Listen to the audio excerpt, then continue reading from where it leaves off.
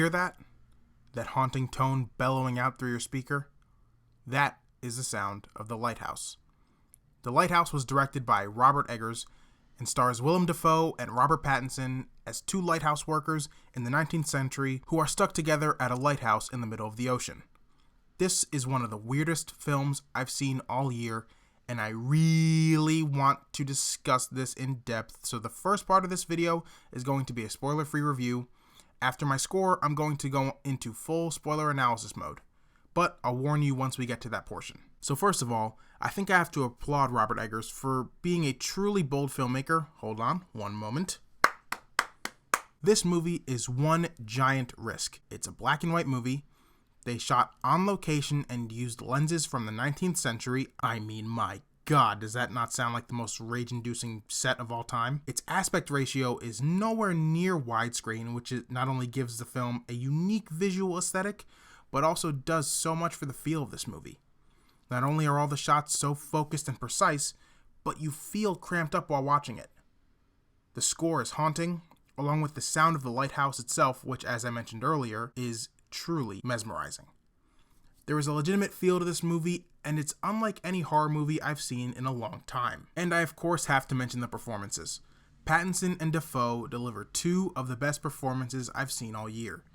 If you have any reservations about the Twilight guy being Batman, go watch this movie and see if you still have any questions about his acting chops. Both men show a full range of emotions and are the anchors a movie this strange truly needs. They have these rich 19th century New England accents and use dialogue from the era as well. At times, Dafoe is a little hard to understand, but that just adds to the performance in my opinion. These are two men who are losing their minds, and it's captivating to watch. And while all that stuff is great, I don't believe this movie is for everyone. I find myself saying that a lot nowadays, now that I'm seeing a lot more indie films than I used to when I was younger, but this one is a special case. It's a movie that is not definitive in any way. Everything is up for interpretation. I've been thinking about this movie for about 3 weeks now, and have done tons of research, and I'm still not quite sure what was real and what wasn't. It also uses some pretty graphic and strange visuals. I didn't realize this was supposed to be a horror movie until the day I went to go see it. I'll be honest, I felt uneasy from the moment I left the theater until about an hour after I got home.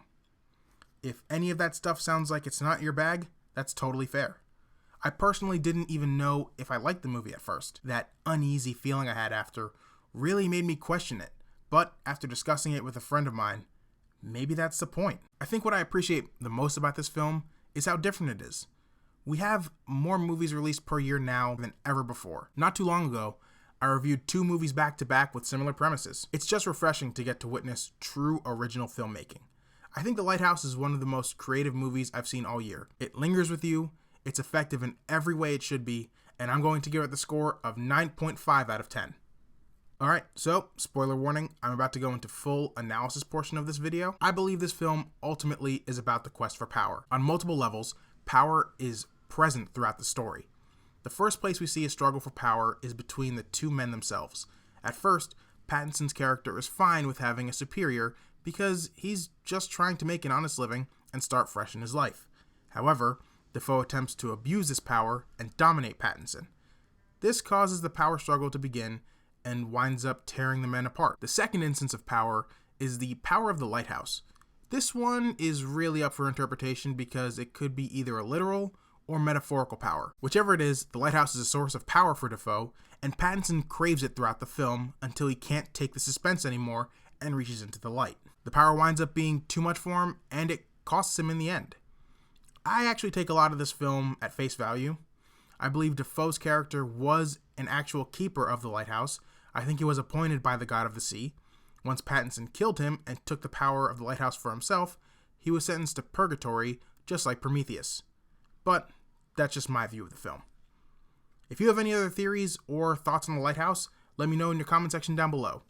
If you enjoyed this video, please leave it a like, subscribe to the channel for more movie reviews and comic book reviews, and thank you all very much for watching and listening. I've been Kyle from Geeks Weekly, and I'll see you again next time.